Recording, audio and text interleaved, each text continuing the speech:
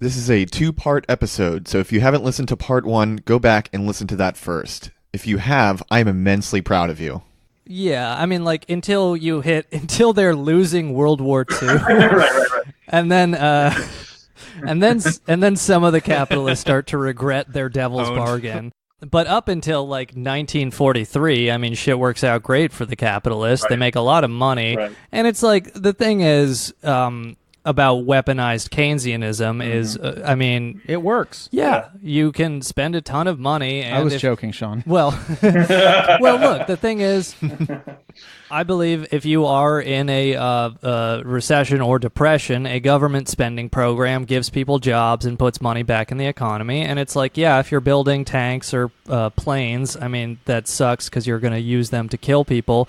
But it's like it would be more productive to have them building bridges or roads or railways or whatever else. But at the end of the day, it does jumpstart the economy. Well, ultimately, what kind of sustained the Nazi economy was the wars, because even the Keynesianism ran out of steam, so they essentially had to conquer in order to get slaves and in order to like sustain their economy and exploit the resources of all these other countries. Like originally they tried to be isolationist, right.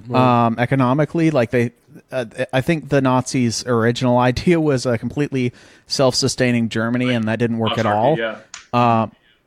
Yeah, and so.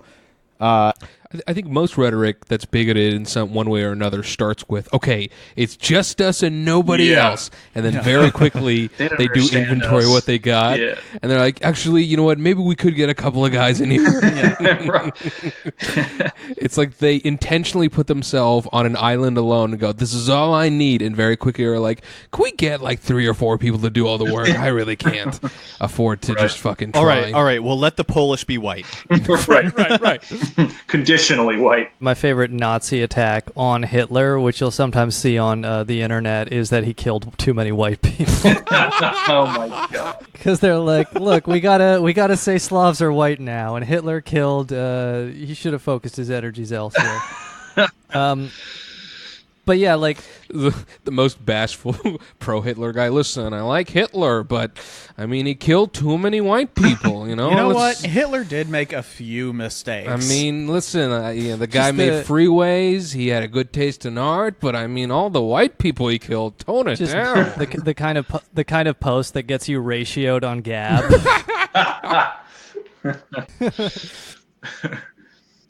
This is a call out for trying to cancel Hitler on Gab. I mean, don't get me wrong. He had impeccable style. He had a great speaking strategy, but come on, lay off the whites, guy.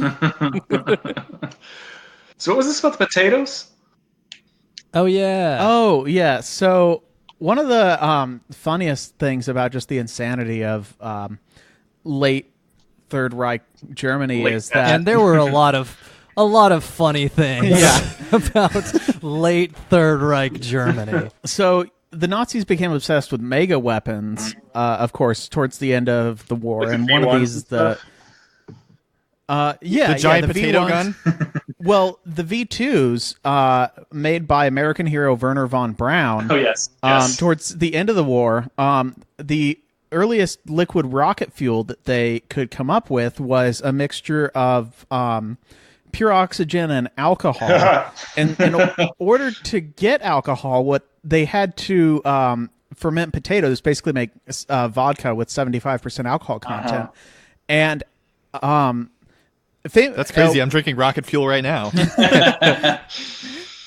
One statistic about the V2 program was that more people died making it because it was like a slave labor. Was that the funny part? That wasn't the funny part. More people died making it than were killed by the actual rockets. But at the same time, in order to make the rocket fuel, they had to ferment potatoes, and they actually faced a massive food shortage because they were so obsessed with turning these potatoes into alcohol for their magic rockets. That and these rockets, of course, were also...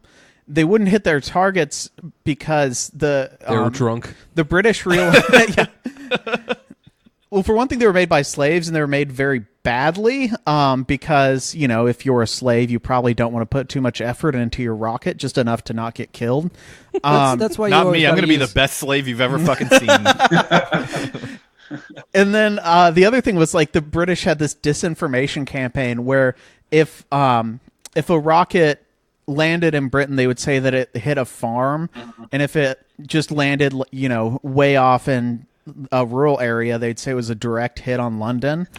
And so then the Germans completely miscalibrated their rockets because of that. Nice. That's incredible. Well, it is an interesting thing with, I guess, Hitler, because of the experience of the First World War. His view was that Germany lost the First World War because the population turned against the government because of food shortages and shit. Mm-hmm. And the Jews. Yes, yes, and of course the stab in back. the stab in the back and all that. Right. But so that's why up until like after Stalingrad and even a while after that, they never really switched to a total war economy. Like there was rationing in Germany, but the actual German citizen up until like 1943 was able to maintain a pretty decent standard of living because, Hitler was very obsessed with like not allowing morale to disintegrate on the home front. And then and that's of course why you have Goebbels giving the total war speech after Stalingrad to like try to convince the Hitler and the rest of the government that like, yeah, the population's ready. They'll accept all this hardship and sacrifice so we can do a 100% war economy. Right. And of course, the reason Hitler was so popular early on is because most of the Nazis' early campaigns were relatively bloodless. First to take back the Rhineland, and then, or at least in terms of German casualties, and then Czechoslovakia and France were all fairly, not completely bloodless campaigns, but relatively. They were speaking, muscular especially compared to the later part diplomatic of the war. trickery. Yeah. Yeah, I think the reason Hitler was so popular early on was because after 1933, he had literally no critics. There's that. But yeah, I mean, essentially... Nate Silver saw his approval rating go through the roof. Yeah, speaking of Hitler... Well, and it is one other thing is, we talk about the popular base for fascism. So Hitler did very well with, the petite bourgeoisie, the small business owners, and he kind of fucked them over because he really favored cartels and monopolies. He did eliminate the trade union movement, of course, which, cartels and monopolies love. But he also, besides the petite bourgeoisie, his real popular base of support was the German farmers, who were absolutely devastated by, post-war trade policies and these kinds of things. So they did, spend a significant amount of time, subsidizing German farmers and these sorts of things. And that's part of where blood and soil comes from. The soil part of that is important, where they're trying to give, small land holdings to all these German farmers and, support the prices of their goods and these sorts of things. And they set up a bunch of kind of complicated economic schemes to keep foreign currency in the economy. And part of that comes from their campaigns of repression against anyone who wants to leave. Because, unsurprisingly, when they come to power, a lot of wealthy Jewish people want to leave. So it's okay, give us all of your foreign currency and then you can get out. And so the government can fill some holes in the foreign currency budget by just expropriating from all enemies of the state. And similarly, a lot of the SS and people who filled out the Einsatzgruppen were farmers who had actually had no, let's say, day-to-day interactions with Jews like the urban population did, because, most of Germany's Jewish population was based in the cities. And so the Nazis never really drew from the cities for their leadership. It was really the farmers who were more susceptible to the propaganda and the scapegoating, who were then sent off to do the killing. Right. And also, the majority of the Einsatzgruppen commanders had PhDs, so I definitely think people with PhDs should be in charge of the DSA. So I always thought that blood and soil was a metaphor for the problems in Germany, like they were describing a stain on their underwear. Well, they did after I've been there, man. 1943. So how about that Spain thing? Ryan, you took some notes on what was going on in Spain. Speaking of Nazi Germany, Franco supported Nazi Germany during the Spanish Civil War, during World War II, in repayment for Nazi Germany supporting Franco during the Spanish Civil War. Right. Hitler gave them like some warplanes and some other equipment. I didn't write it down, of course, because I'm always really good at preparing. But anyway, so Hitler expected Spain to repay them later on for helping them during the Spanish Civil War, and they basically didn't do that. They're the fence-sitting fascists, so they decided not to get directly involved in the war. But they did give them surreptitious equipment and funding. What were you going to say? Oh, I was just going to say Franco was one of history's first fake friends. Yeah, right. Yes, exactly. They basically tried to stay out of the war as much as possible. The Allies I don't know how they were able to exert pressure on Italy exactly, but they basically put an embargo on them. I guess they were still trading with them for some reason. So they put an embargo on them to prevent them from selling tungsten to Germany, which was really important to the Nazi war machine. And they even tried to snipe sales of tungsten. So they would, do the eBay thing of coming at the last minute and putting a really high bid in. Right. But basically Spain was just secretly giving the Nazis tungsten. They gave them 100 million Reichsmarks in credit, which they officially considered a down payment on their Civil War debt, so that they could keep buying tungsten. So the U.S. started an oil embargo against Spain to pressure them to stop exporting tungsten, but they kept doing it in secret. I think all through the war, basically. And as for the Spanish economy itself, they tried to do the autarky thing as well. So they basically turned into what communism is supposed to be according to fascists and conservatives, which is they're isolated from everyone. They have food scarcity. The quality of life is terrible. They have massive inflation, and they just have black markets everywhere. That's what fascist Italy or fascist Spain was like. Black markets everywhere. Sign me up. It is interesting.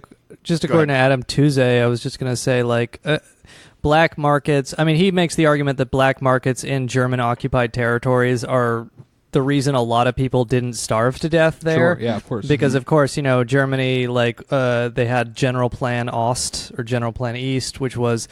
They said hey, so we're just not going to give the cities here any food, and then hundreds or tens of millions of people are going to starve to death. And then they didn't give them any food, but for some reason, of course there was starvation in Leningrad and such, but in a lot of occupied cities, even in Poland, there was starvation, but it wasn't nearly as bad as the German planners thought, because these black markets formed and people were able to get goods. And Are you saying people in the Warsaw Ghetto were just big complainers?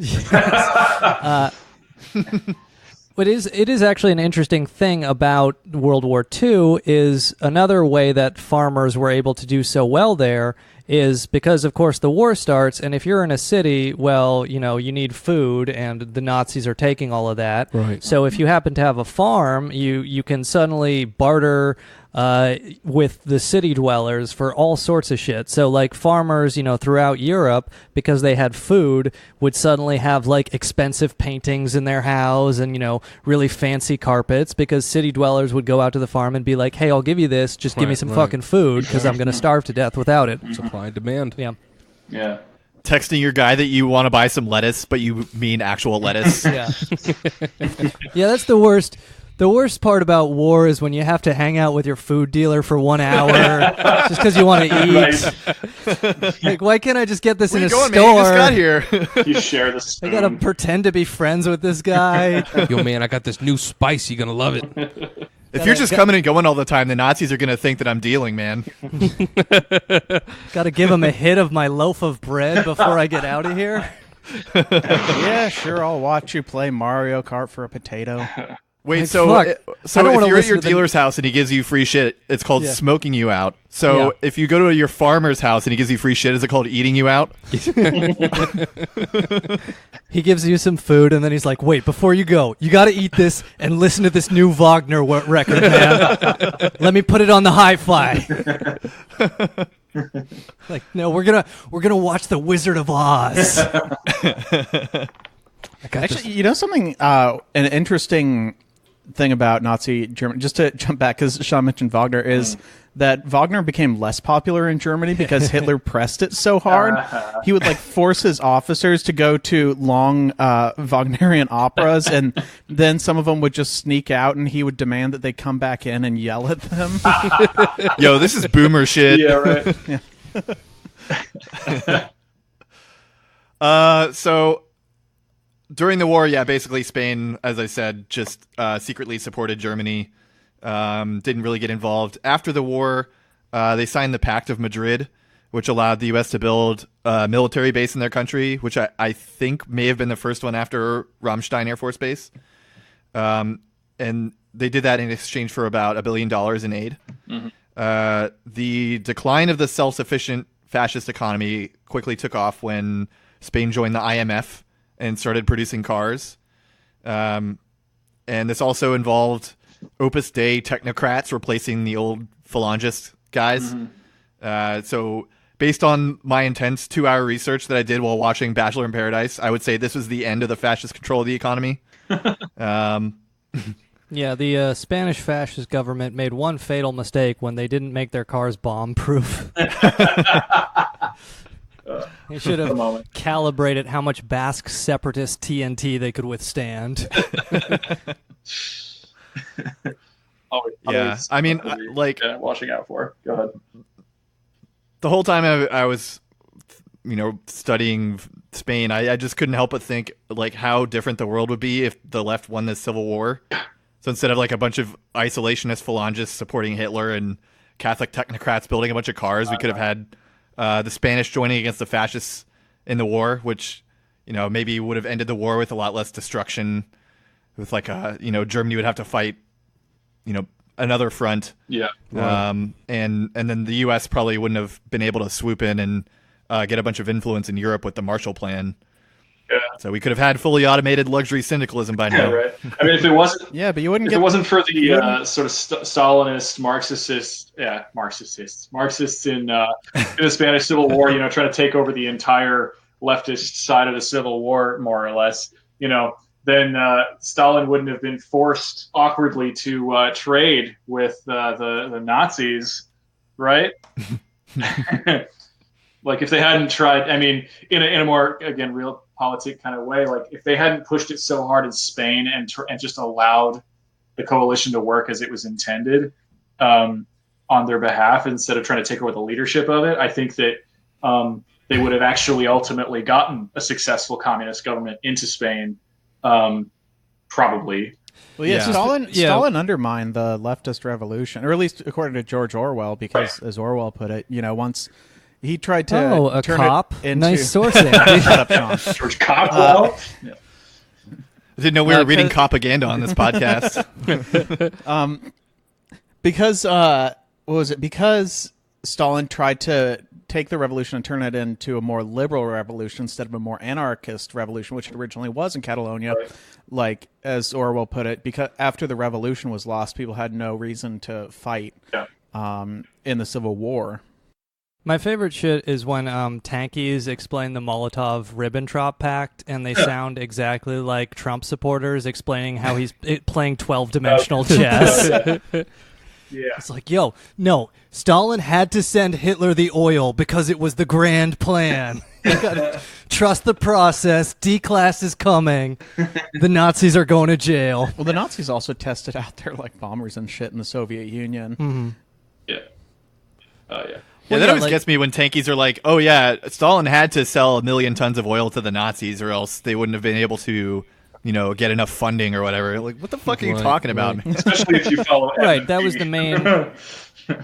That was the main resource limitation in Germany. And one thing we didn't talk about is like another intervention in the economy they did was for this autarky thing. They were trying all sorts of different ways of like turning coal, which Germany had a lot of, into oil or petrol because they just didn't have much oil. Like there were fields in Romania.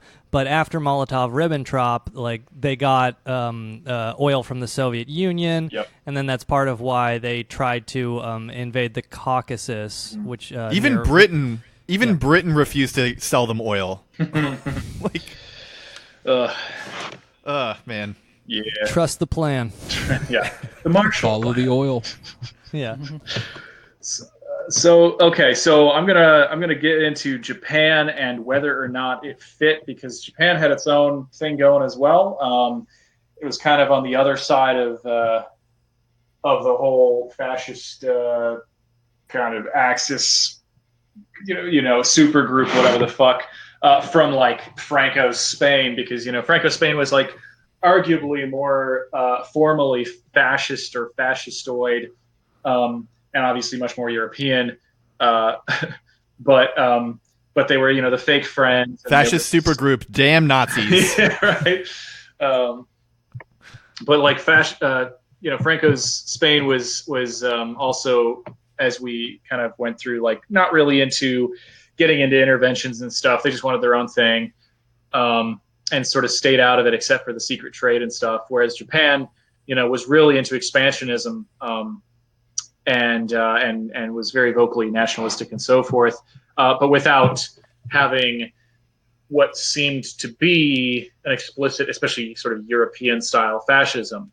So I kind of wanted to get into this, and I think the jury might still be out. I think there's like a lot of like, it's not cleanly categorizable, but there's still, like, to me, a lot of Imperial Japan was, especially from the leftist view of the sort of the, fascists, what they do versus what they say.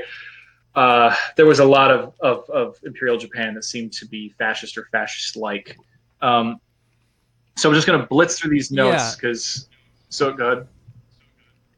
Oh, I was just going to say, purely on the economic side in Japan, it is kind of interesting where today, Steve, our co-host on the podcast, not here, but he's a big proponent of modern monetary theory. Right. And the idea that the government, inflation is the only constriction on government spending policy. Mm-hmm. And Japan today, and also in the lead up to World War II, is one of the best examples, real-world examples you can take of that. Because, today they have more than double the national debt and the deficit of the United States, yet they have absolutely... anybody who tries to short their bonds gets wiped out. The trade is called the Widowmaker because there's no rising interest on giving the Japanese government money because they can make more of it. Yep. But I was going to say specifically... Yeah, we actually did a whole episode on Japanese government bonds and how they have negative yield rates, yet they still sell out constantly. Yeah. Right. And so you actually see that again in the lead up to World War II, because what happened was Japan, I forget the exact reason, but they couldn't do the gold standard that all the other idiots were trying to, the UK and originally United States before FDR.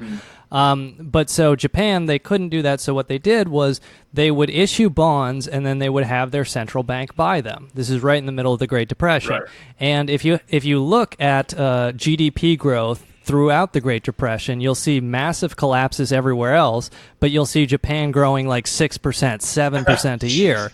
So, it is just something where it's like, when there's an absence of demand, the government can just print money and it'll work out just fine as long as, there's not resource scarcity. Yeah. Damn, it's almost like everything about the economy is made up and the government can just do whatever it wants. Pretty much, yeah. Yeah, because it's basically like they're like... it's the equivalent of like, my house got flooded, time for some renovation. They're not even fucking worried because it's like, I own the fucking place and I have all the capital I need because I speak it into existence. It's all a question of arrangements. So what's interesting about what I'll call Japanese fascism for the purposes of this episode and discussion is according to an essay that I found that I thought did a pretty good job of describing, their political economy and its moves. Japan seemed to have gone under a fascist revolution in slow motion. The military acquired a monopoly of power through a mix of terrorist and state co-option methods as civilian bureaucratic credibility collapsed. And they also had sort of like an intensification of kind of like a Shinto nationalism, such that they were trying to create like a new Japan after all this Meiji Restoration shit, and the introduction of capitalism and modern industry and everything. They were like, we have to recreate the state and the culture and the nation and the sort of the new man in Japan who is collectivized and is completely loyal to the emperor. And so they developed this kind of dictatorship. Japanese elites between World War I and World War II identified modernization and prosperity with essentially military strength, which sounds a lot like basically, Germany and Italy in the cases we just talked about. And so they basically were like, I think imperialism is the way to go.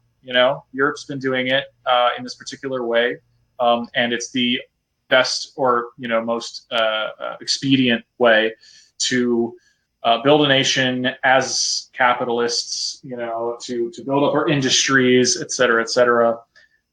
So they didn't have like a revolutionary party per se, the way that like German fascists and Italian fascists built their little parties and grew them through, thuggery and all that sort of thing. They already had this kind of aristocratic thing in place. Not that the others didn't, but they kind of just worked with that, and they had this emperor worship already. So they kind of had a lot of things in place already, and they just beefed up the military, the imperialism. They had an interesting idea that they developed in the early 20th century that was a kind of Pan-Asianism, but with Japan at the top. So they thought of themselves, if just to use this analogy loosely, right? Don't take it maybe too seriously. But they kind of thought of themselves as like the white people of Asia in that sense of like supremacy and paternalistic authority and shit. But and then this is the elites, the heads of state, the capitalists, and like all their little ideologues and shit. And what was interesting is that they also had their tussles between left and right, where in the that's putting it lightly. Yeah. So in the early 20th century, in like the 1900s, 19-teens, a bunch of Japanese anarchists were like, let's smash the state, let's kill the fucking emperor, and just prove to everybody that this shit is fake. Which was just a little argy-bargy they had there. Yeah, right. So classic kind of old school anarchist propaganda, the D just blowing people away to demonstrate the weakness of the institutions, which unfortunately leads to reaction, as we found. And in Japan, it was no exception. Man, what happened to anarchists? Sorry? I said, what happened to anarchists? It's been like 100 years since we had a good anarchist assassination. I know. But they were clipping everybody at the early 20th century. U.S. presidents. Yeah. I mean, they lost their nerve after Sacco and Vanzetti were executed. Seems like it. It's true. Yeah. R.I.P. Yeah. Millennial assassins. So there was these celebrity trials and executions, basically, of these militant Japanese anarchists in 1910 to 1911, where they tried to like off these, the emperor, the leaders. They failed. They were hanged, as I recall. And then the reaction of the left was then kind of galvanized against the government for a little while. So some of the elites became radicalized. And in the 1920s, one of them tried to assassinate the crown prince, Hirohito, who would soon be, running the damned game. But he said it was actually in revenge for the death of one of these people who'd been executed. And then this guy Daisuke, he was then convicted of high treason and hanged. But the imperial authorities were I think he pitches for the Red Sox now. Sorry. Sorry. Um, Go ahead. Yeah. Sorry, I'm not trying to like steamroll through this, but yeah. So basically, the imperial authorities, they realized that like, okay, like the leftists are not just an anomaly, right? Like they're not just like a small cell, like a book club or something that with a gun between them. They're like a fucking force that we need to eradicate. Right. So, this is the early 20s. The Communist Party, the Japanese Communist Party, had just started up.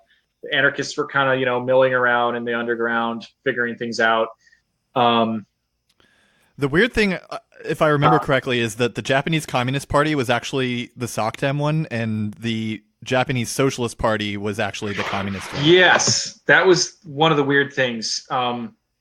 I don't really understand why that happened. I didn't read enough for this particular episode to understand what. I think it had to do with China, like their stances on China, basically. That could make sense. Yeah, branding issues. Yeah.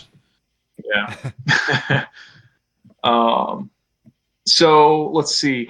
Right. So then because of all this, the government got really paranoid about just leftists generally, and kind of they showed their hand as far as what was going to be permitted, and also essentially from a kind of a leftist view of fascism.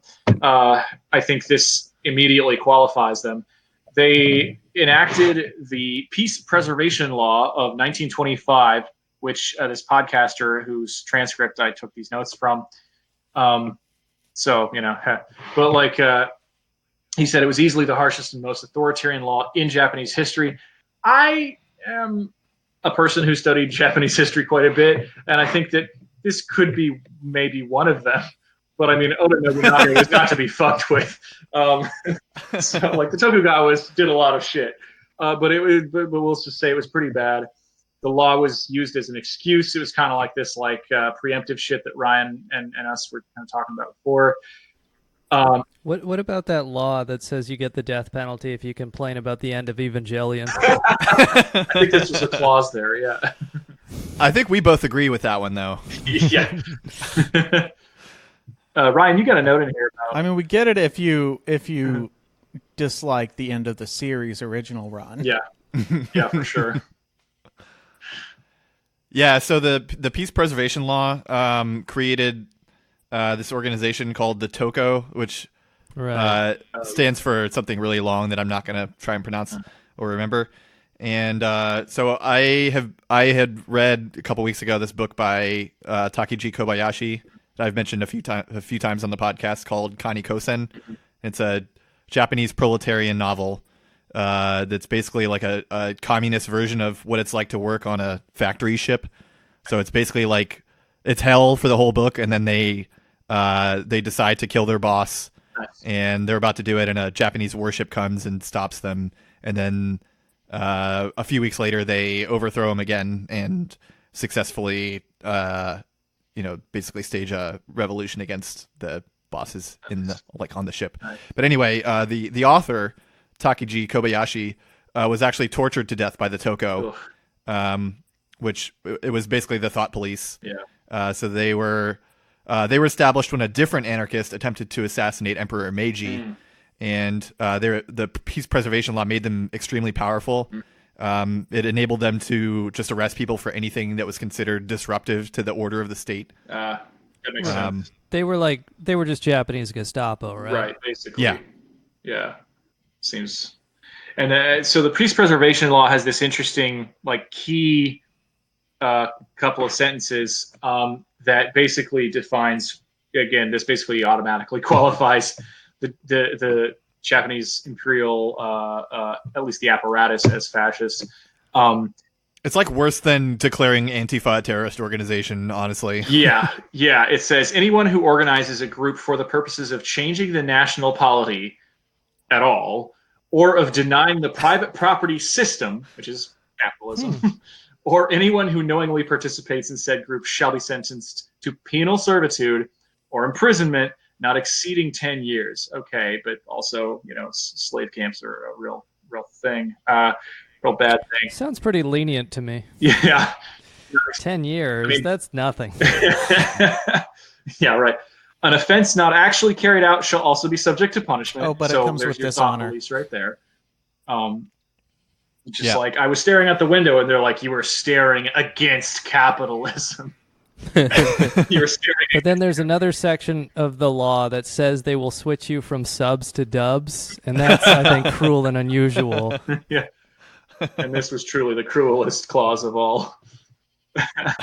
And then anyone who consults with another person on matters relating to the implementation of these objectives described in clause 1 of the preceding article shall be sentenced to penal servitude or imprisonment not exceeding 7 years. So it sounds to me like anyone who even questions the law itself or like mentions it is just fucked. They get sentenced to farming mats in Monster Hunter for 10 years. So that sounds pretty fascist to me.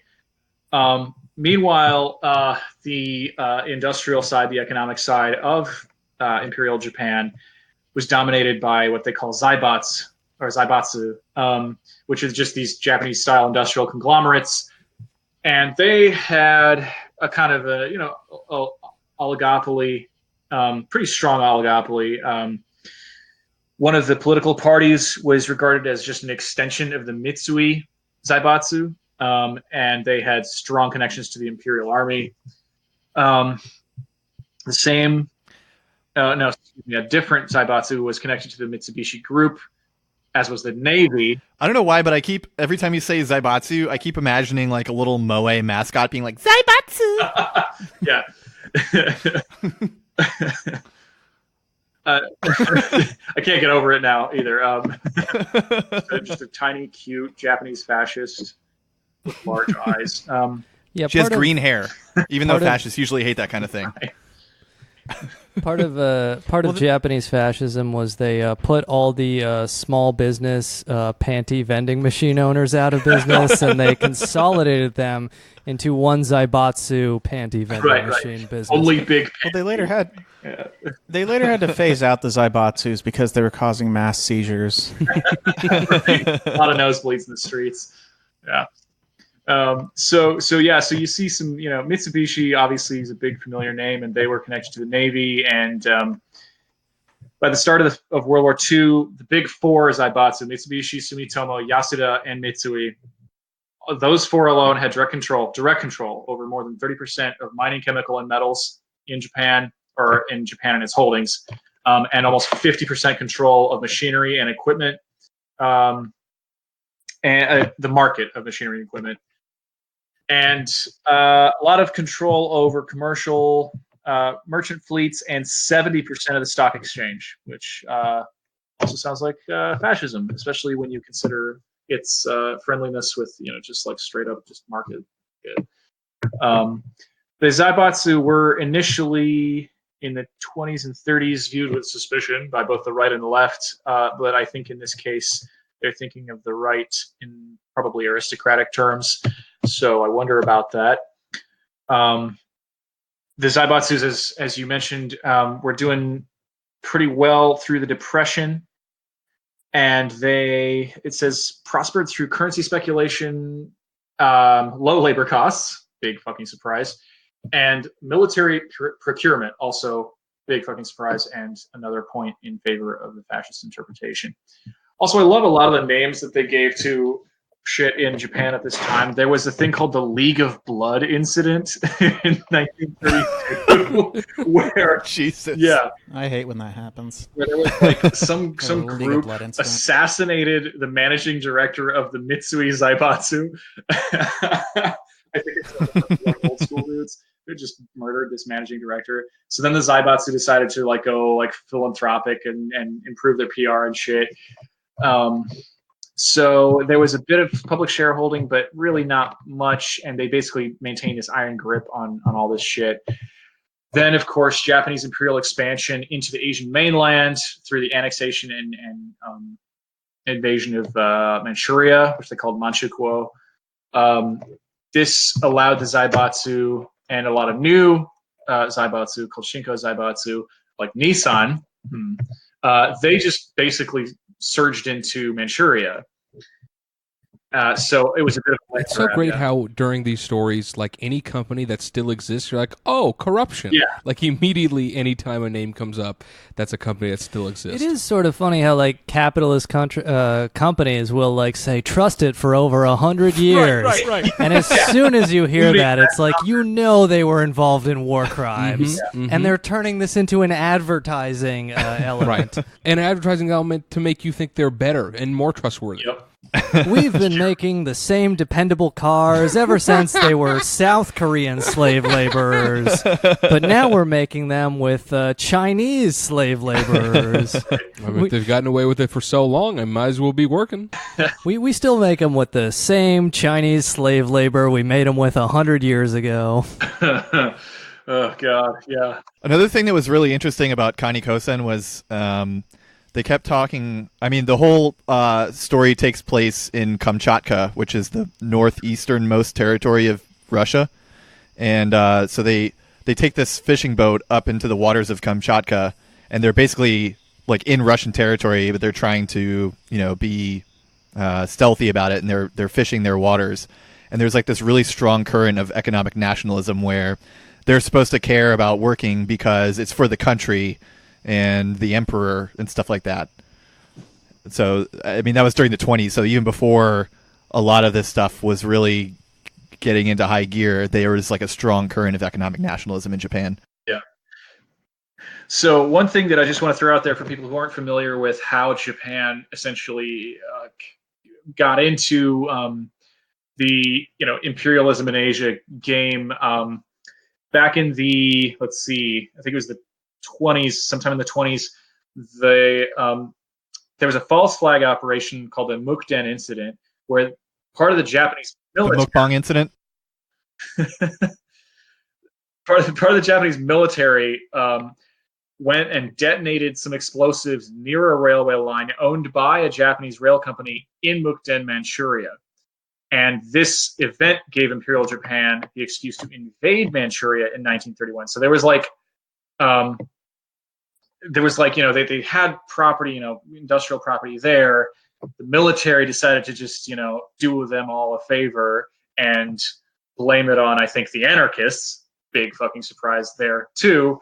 And then they said, "Oh well, we do love bombing stuff, right? Yeah." And so then they were like, "Okay, I guess Manchuria has to belong to us now. Obviously, this is the only possible way forward."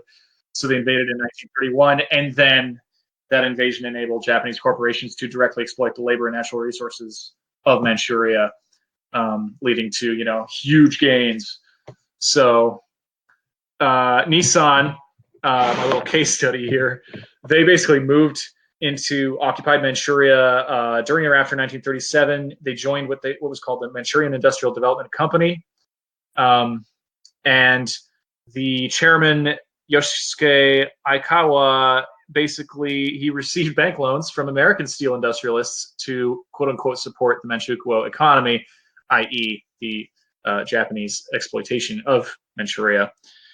He was then later arrested by the Americans after the war and imprisoned for nearly 2 years as a Class A war crime suspect. When he was freed, the Nissan Zaibatsu had been dissolved. So I guess the conglomerate had been dissolved. I expect the Nissan company came around because obviously it's still here. Then I found an article in the Diplomat, and I've referred to a Diplomat a couple times, but it's kind of like a fairly informative mainstream magazine about like politics in Asia today, primarily like East and Southeast Asia, I want to say. But took till 2015 for the Mitsubishi company to issue an apology for using prisoner of war slave labor at its plants during that period. 12,000 American POWs were forced to labor in Japan at mining sites and industrial plants, and around 10% of them died. So 1,200 roughly. And this is, of course, not to mention all of the Asians, from Asia, the Chinese, Vietnamese, Koreans, Indonesians, Filipinos, etc., who were forced to perform various kinds of work, including sex work, for the beneficiaries of Japanese empire. The famous comfort women. Yeah. Mm-hmm. It took them 70 years to figure out they can just let private equity do this. and then just fucking bankrupt the automakers and destroy union jobs. And then there is actually like a doc on Netflix, and this is a common story, where various manufacturing industries in the United States, of course, have been destroyed through the China into the WTO, private equity, NAFTA, all this shit. So these various manufacturing things were union jobs and they go bankrupt, but then say Chinese or Japanese or whoever comes in and buys them up and reopens it, and suddenly all those jobs are back, but they're not union anymore. Right. So, it's like you can pay people much less, you can abuse them much more. And so that's just kind of like a structural change that has taken place, especially in the Midwest of the American economy. Yep. And it's kind of our current, one of our current duties, really, to rebuild, or even make something new, whatever we can do to regain ground, whether it's unions or something. I mean, it is interesting, like, just kind of listening to what you said here, and sorry if you have more stuff on Japan, sure. But I do just kind of think about, like, as far as my conclusions or my takeaway, it's like, what does fascism look like? What would it look like in the United States? And what we've kind of gone through here is, in these three major cases, you see the same thing again and again, which is we talk about 4 major cases, excuse me. You see the same thing again and again, which is these consolidations of industry into major corporate monopolies or cartels. Yep. Well, we already fucking have that in the United States. Like, there's no small businesses anymore. I mean, they're very few and far between. Right. The economy, or like the vast majority of it, is controlled by major cartels or monopolies. Yep. So you're already there in the United States. What's the other thing you see? You see the suppression of trade union activity. Well, it just so happens that in the United States, they didn't need state violence. They used economic violence to do that. The government stopped enforcing New Deal labor legislation and exposed them to all sorts of foreign trade deals and outsourcing. So you had this suppression of trade union activity in the United States, where at peak we were 35% private sector unionization, down to like 6% today. So you have that already, and then it's like, okay, what's the other part we went through? Appeals to patriotic nationalism. Well, where the fuck do you see those in the United States? Worship of the military, et cetera, et cetera. So who cares? Pick up a football. Yeah. So it's just, it's interesting to me where, like, we're talking about, like, what defines fascism or what does it look like? And you do see so many of those elements already in the United States, which is why I think we talked about inverted totalitarianism earlier. But I think the one difference that you see in these cases that we've all gone over is that in each of these cases, fascism rose up because there was a left. Yeah. There was a social democrat. There was a social democrat or a communist left that was a serious threat to the order of power. So I think that's why we need to lean into conservatism. That's right. Conservatism. Yes. Because, if we take a leftist stance, we're just going to speed up the process into fascism. Yeah. So, like, that's why I joined the NRA. Yeah, and so that's like, just something where, like, today in Congress you have 2 DSA members. So if the Congress is like 30 or 40% DSA members, like, you will see you will see not inverted totalitarianism. You will at least see an actual totalitarian movement. And as for what that'll look like, I think some version of Tucker Carlson populist nationalism will be it, where Tucker Carlson talks about private equity. He makes these appeals, break up Google or Facebook or whatever, but at the end of the day, he's a capitalist, and that's what he's going to do. Or whatever proto-fascist movement will take the rhetoric of the left and use it to protect and defend capitalism. We should also make a distinction between totalitarianism and fascism, because I'd say America hasn't quite reached the level of fascism, but it's definitely totalitarianism, or like in the way that there is kind of this gospel of the American, I guess I don't know what word I would use, but just like the American dream, or just the wholesale, like giving oneself over to the idea of America that permeates our culture and has at least since 9/11. If you fail, it's because you didn't work hard enough. You got to grind 90 hours a week. You know. Well, it's also this is the greatest country in the world, Right. You know, and even Obama says shit like it's that. It's like American exceptional capitalist realism, right? Like, not only is capitalism the only option in its various permutations, but at the top of it is the exceptional America, which is the capitalist, wet nightmare, if you will. Yeah. I hate when my nightmares are wet. So, but I mean, I just want to like let Japan off the hook a little, because in 2013, Mitsubishi launched the Cute Truck Project to let women know that it was okay to be into trucks. And I included a little detail about these cute trucks that the slave labor using Mitsubishi company produced in the last few years, just to show us that, it's all worth it in the end. Did they come with an Ava? What do you think they were trucking around? I was gonna say the real tragedy of Japanese fascism was there were so many mom and pop doctors who were doing horrific experiments on Koreans who were consolidated into the Unit 731 Zaibatsu. Oh God. Yeah, what are we gonna do about their wages? How are we gonna compensate these small doctors? I was looking up why Mitsubishi apologized, and the reason was because it was U.S. POWs as forced labor in World War II. Yeah. I bet that if it wasn't, people from the U.S., they wouldn't have apologized. Yeah, no, they the history with comfort women in Korea and China's always still a subject of Japanese nationalists today. Yeah, if probably the people who carried that out are honored in a shrine regularly visited by the Japanese Prime Minister. Yep, been there actually. It was pretty creepy. Looks pretty. You can visit in Italy on like Dark Tourism is a website. I think that's the name of it. Yeah.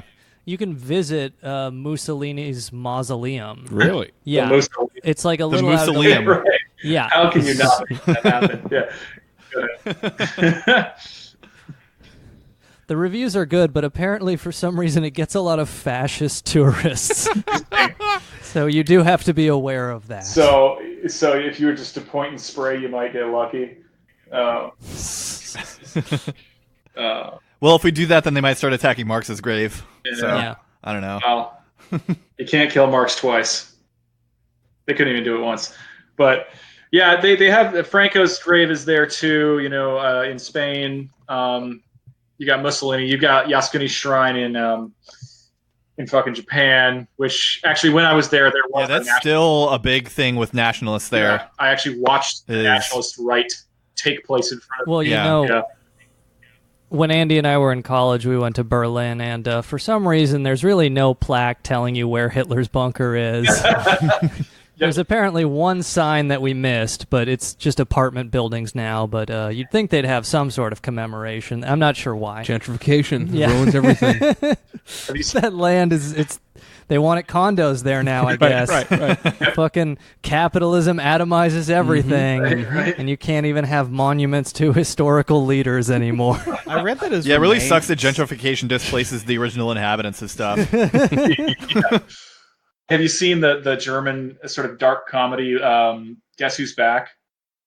Oh yeah, It's such a good. yeah. I where Hitler just shows up in the modern day and everyone thinks he's a comedian. Yeah, it's incredible. Isn't Actually, that Louis C.K.? Wait, is that about Eminem?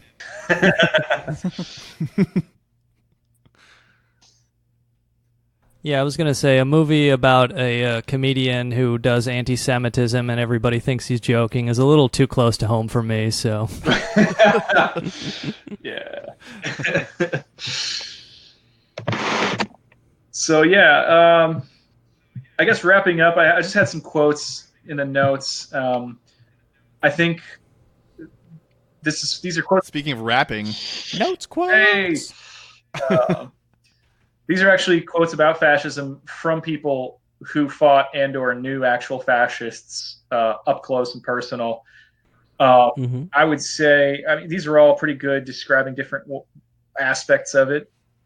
But I'm just going to do the Sinclair Lewis one because and listeners can look up the notes and see the other ones, But you've got Durruti here, of course. You've got Sinclair Lewis, who's this socialist novelist. You've got Hannah Arendt, the famous Hannah. Henry Wallace, the VP to FDR, who was like, he wasn't great, but he had an interesting quote here. But Sinclair Lewis, I listened to the audiobook of it, Can't Happen Here, and I felt like it was a really good kind of alternate present for that era of like, what if the U.S. also went fascist while all these other countries were going fascist or fascist light at the time. And so this is from the text of the book. But he saw too, the character saw too, that in America the struggle was befogged by the fact that the worst fascists were they who disowned the word fascism and preached enslavement to capitalism under the style of constitutional and traditional Native American liberty. Native in this case is in like nativism, or kind of like blood and soil Americans, American exceptionalist. I think this is really what we're facing here these days in terms of the ideological struggle and battle, especially, of course, in the form of shit posting. I don't know. You guys got any more thoughts on these, or anything else you wanted to add about what we kind of went over? One thing real quick relating to modern day. What's his fuck? Gavin McGinnis. Yeah. He, in one of the incidents where the Proud Boys beat the shit out of people on the street, right? Came out of a car holding up a. It was probably for him a katana, but he was trying to harken back to the assassination of Inejiro Asanuma, who was the leader of the Japanese Socialist Party, who was assassinated by a Japanese fascist in 1960 by a traditional Japanese sword. Yep. Huh. Yeah, you can still watch the video of that on YouTube. He's giving a speech, and the student plunges the sword into him. Jesus. Yeah, it's fucking wild. Yeah, and that's like the thing is like another thing we didn't go through. I think Matt Crispin quotes some other academic I'm forgetting the name of, but he says fascism can be defined as the violent suppression of the left amidst popular enthusiasm. So if you look at 4chan or whatever other online fascist community, you'll see like you were saying, celebration of the murder in Japan in 1960, and you'll see like anonymous Twitter accounts who have that student who killed him as their AVI. You'll see, and then the other thing is, of course, the helicopter meme. Pinochet throwing leftists out of the helicopter and this kind of stuff. So it's like, again, it is interesting where you talk about the death drive or whatever, but. I think you might really see something like that where it's, people's frustration or alienation or whatever else it might be. It becomes popular with the idea that there are a set of enemies and we have to kill them. And when the left is a threat to take power democratically, I think that's the kind of viewpoint that you will see have actual institutional money and power put behind it, where, you have to say, like, these people are such a threat to our nation, our way of life, everything, our family, that these people have to be killed. And so you're already seeing people prepare for that there are enthusiastic people in our alienated world who it's like, yeah, they want to do murder because it's exciting, it's cool, and they think that if you're a leftist, that's what you deserve. You're such a threat to private property or whatever else. I also wanted to kind of expand a little bit on something I mentioned earlier about how I don't think that how America isn't maybe quite a fascist state just yet. There are proto-fascist elements, certainly. But I do genuinely think that there are already much stronger totalitarian elements within the United States. As you know, an example would be, say, the kind of unquestioning nature of the Pledge of Allegiance. Yeah. That every student does, where it's like they are literally pledging allegiance, to a flag, which isn't something that you see in many other countries except for North Korea. There's the the almost worship of powerful people, especially in like high media levels, high levels of media. There's at every sports event, people sing the national anthem and then America the Beautiful, like halfway through as well. The complete proliferation, or like the commonplace, just how commonplace like American weapons of war are in all of our media. Yeah. Like even for like a promotion for a football game, you'll see jet fighters flying around. Yep. But it's really bad for the president to have tanks during a parade. Yeah. That's where we draw the line. Yeah. And like outside of no something ground like Twitter weapons, come on. And I guess as the last thing, like if you try to talk about this stuff outside of Twitter or podcasts, if you try to bring up anti-American things with, for lack of a better word, normies, like people will be kind of shocked if you mention, say, Columbus's genocide or, say the founding fathers were slave owners and oligarchs, things like that. And so all of this stuff goes unquestioned, and I think Hannah Arendt's point of like fascism or totalitarianism, rather, being a program of submitting, entirely, soul, body and soul to the nation. I think that has, in many ways, been realized in the United States. Yeah. Yeah. Well, yeah. When did you all stop saying the pledge? I didn't stop till I left. Because it was just, second nature. Every day for me, man. Every day. Every morning. I wake up and I look in that mirror, naked and hard, and I pledge that allegiance. Actually, we do it at before every Grubstakers episode. Yeah. We're like the Steven Crowder show. We have to make all of our interns and all of our handlers do the pledge before we start recording. I was going to say, that was like one of the first communist things that I did was around the start of the Iraq War. I stopped saying the pledge. I was like, I'm not fucking pledging allegiance to this country that's invading Iraq. Fuck that. I was going to say, like, one of the best things I've read on fascism is Orwell's review of Mein Kampf, which he wrote right at the start of World War II. It's only a couple pages long. I really recommend people check it out. But I agree with his points where he talks about, Hitler could... he could describe himself fighting a mouse and make it sound like he was defeating a lion, and he talks about how the socialist and even to a lesser extent the capitalist parties in England, they essentially just offer people, luxury. Yeah. They say, hey, you'll have a great life. Hey, you'll have this. Hey, you'll have this material good. You'll have that or that. Whereas Hitler offers people, danger and adventure and struggle. Yeah. And he says that has a sway on people, at least for a time. And so it is something where I do think, and I don't know how common this viewpoint is, but I do think the left needs to, of course, the material and bettering people's lives element is important, but there needs to be an offer of community. There needs to be an alternative because fascism does offer community. I mean, it is a community of violent repression to everyone outside of the community, but the left has to say, like, our community is better, and you also have to kind of, to a degree, meet people where they are, where it's like, Andy, you're talking about the flag and the pledge and all that shit.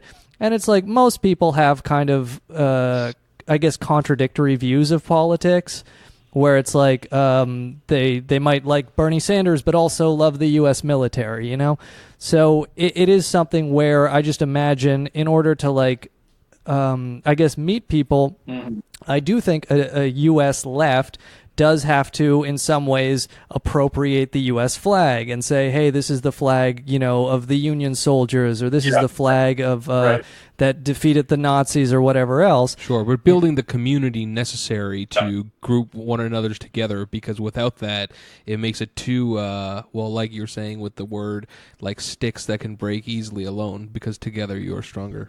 Right. And, it is just something where I think the majority of people who live in this country have, let's say, some sense of liking their community, not necessarily their government, but they have, a lot of them some sort of pride of being an American, whatever that means, Exactly. So I do think there is like something to be gained of appealing to let's say the American tradition, where even going back to Abraham Lincoln, you had an articulation of the labor capital split. And, labor is more valuable than capital because capital comes from labor. Mm-hmm. And, all this kind of stuff where, again, I'm not a political strategist, but I just imagine and I worry that if we go down the road of just appealing to people's, material self-interest and nothing else, then we will lose to Tucker Carlson. So you heard it from Sean McCarthy first. The key to leftism succeeding in the United States is a kind of nationalist socialism. It definitely has to be militant. Don't get that wrong. We've come back full circle from the beginning. I feel like a third position, some sort of combination. At all. Yeah. What if we took national fascism, but also Bolshevism? Okay, all right. And then you get national Bolshevism. Oh. In a more serious vein, though, I've definitely been talking to a handful of different people about that need for community, and I've been thinking about it for a long time. About like how do we deal with that? I talked to some wobblies I know around here about. I was like, we do this like shop organizing stuff when we can, and it's really great when we can do that, right? That's like traditional union shit. But I was like, we need more than that. We need like we need stuff that goes back to people's homes, right? We need stuff that people can carry around with them emotionally. That's not just material interests, even though that's good and that's really important. Right, of course. Yeah. And I was like, what if we started doing, and also it helps to combat that kind of totalitarian sort of capitalist mindset, and the alienation as well. If you are not just organizing around work and money and immiseration per se, but you're combating things like those alienating dynamics, and you're even restoring things. I don't want to say rebirth or anything, but you're restoring things that should be natural to us, like community and the various elements of community. And I was like, one of the most fundamental things is sharing food with somebody, which is why dates happen that way, which is why meetings happen that way often with between like heads of corporations and shit. Bonding over food, bonding over shared activity. I was like, we have to start doing things like game nights and potlucks and things that everybody basically is attracted to, and we can't have it be like a devolution into like in-person shit posting per se, right? We have to have it be like stop hiding behind your organizing politics in these cases.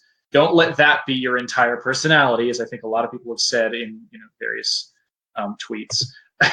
but like be there as yourself and just play fucking Settlers of Catan and be like, isn't this fucked up that we're all trying to fuck each other over? But also, hey, what a fun game, and whatever, right. and like be like, hey, I brought sandwiches. I hope nobody has a peanut allergy. Just like be cool. Can we play Civ instead?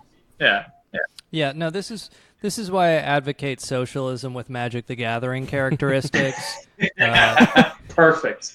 Because, video games, atomized, play over the internet, but Magic, you got to get there, you bring your decks, you sit down with somebody, that's a bonding human experience that is so absent in our society. You have to pay $5,000 to be able to actually play the game. Those are called dues. No, but this is...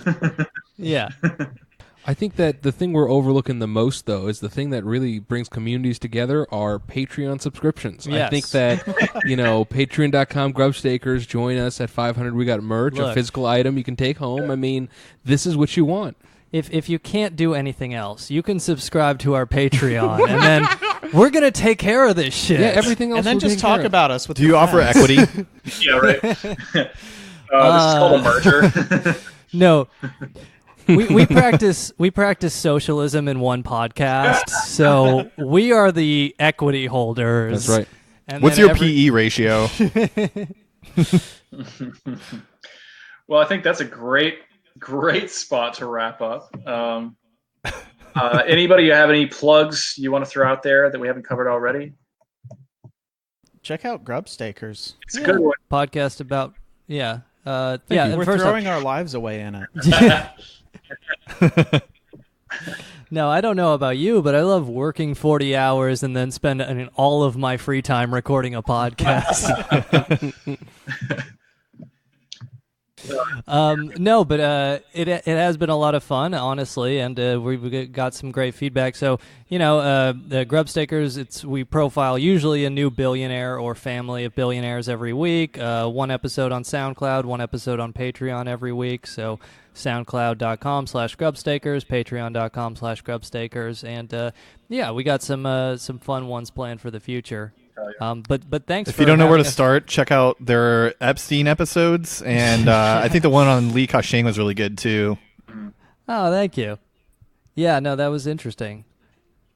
Every now and then we drop the sound effects and bad impressions to just do 2 hours of information. So, of course, we are Neighbor Science. Ryan, you want to do the outro? Yeah, neighborsciencepodcast.com, Twitter at neighborscipod. We have a Patreon as well.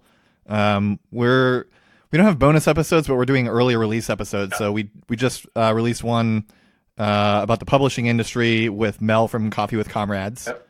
And if you're not a patron, that will be out in late September. If you are a patron, you can listen to that now. Yeah, I don't really want to plug anything else. I don't know. Yeah, I already threw a few plugs out there. But just as a reminder, I recommended the Eat the Rich podcast, especially their latest one about the Bush Dynasty. And I plugged for the War Nerd, especially the two, well, actually it was 3 episodes. The one that they did about fascist Italy to help me kind of frame it. And then the 2 episodes they did on the Years of Lead era in Italy, which was also very interesting. I definitely recommend listening to those. Also, check out Chapo Trap House. Watch 1983 on Netflix, because I want that to get renewed. And it's an obscure Polish alternate history drama, but it's good. It's real good. But it's alternate history? Because I was wondering. I was like, I started the first episode and I was like, I don't know what the fuck is going on. I never heard about this. Yeah, the Soviet Union never collapsed, and there was like a terrorist attack in Poland, but it's good. Okay, interesting. Nice. Very cool. All right, well, thanks guys for coming on. Yeah, this is great. Yeah, thanks for having us. Learned a lot about commonalities of fascism. So if this podcast becomes handy later in life, it will already be too late. All right, well. All right, thanks all. Thanks. All right, thanks for having us. We love you.